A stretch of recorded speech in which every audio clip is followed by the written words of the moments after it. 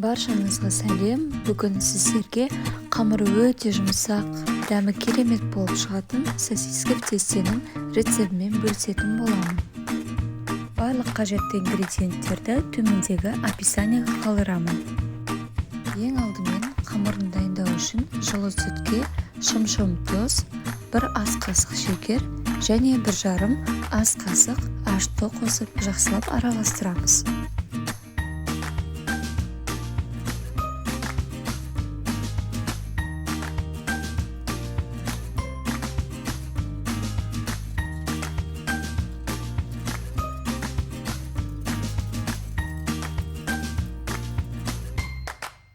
Содан соң илектен өткізілген ұнымыздың бір бөлігін қосып, сұйықтығымыз кішкене көтерілгенше күтеміз.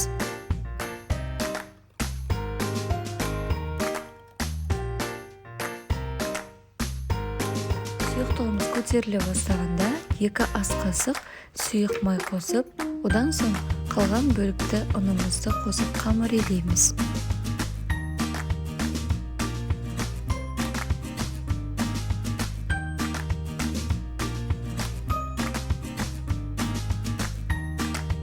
Шұңқыр ыдысымызды майлап, оның үстіне қамырымызды қойып, бетін тығыздап жауып, жылы жерге қоямыз.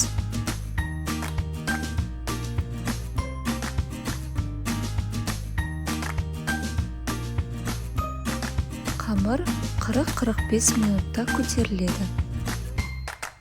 Көтерілген қамырымызды бірнеше бөліктерге бөлеміз.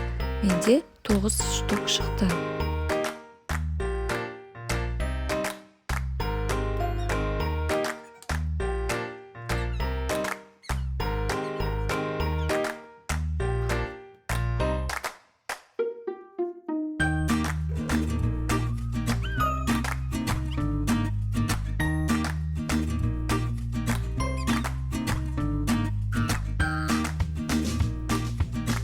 Қамырымыздың әр бөлігін домалақтап, бетін осылай 10 минутқа жауып қоямыз.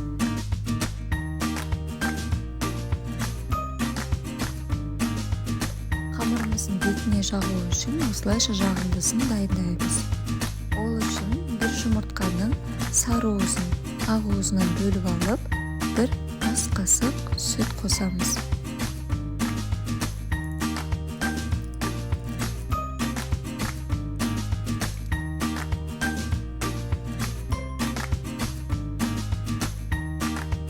Демалған қамырымызды кішкене ұн себе отыра жайып шығамыз.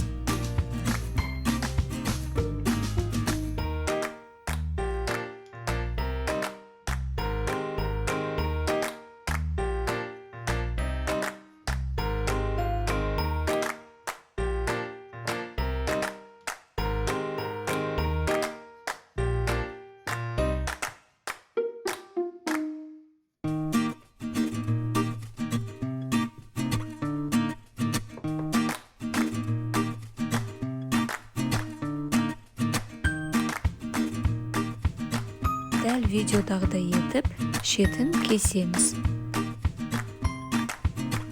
Осылай шұжықтарымызды қамырымыздың ортасына жайғастыра отыра, кесілген бөліктермен түйіп шығамыз.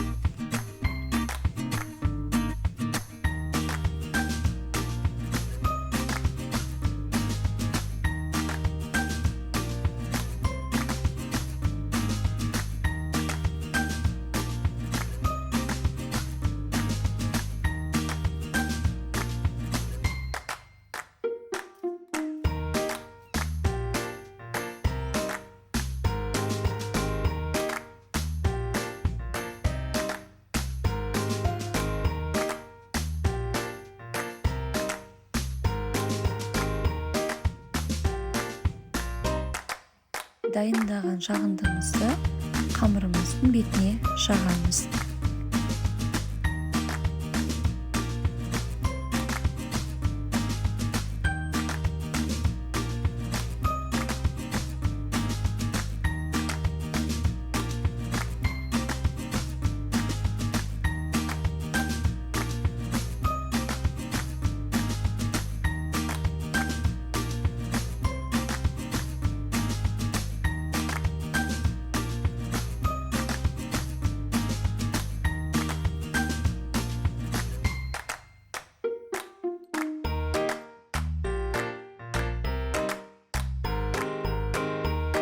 бетіне қалауыңызша кунжут дәнегін сепсеңіз болады.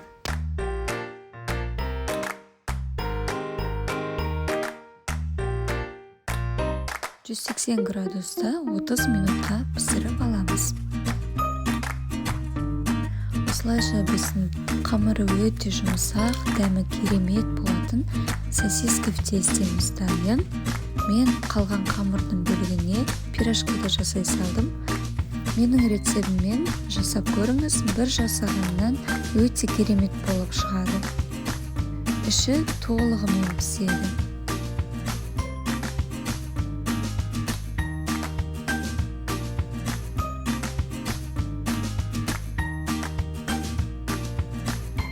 Видео ұнаса, менің каналыма тіркеліп, лайк басып, пікір қалдыруды ұмытпаңыз.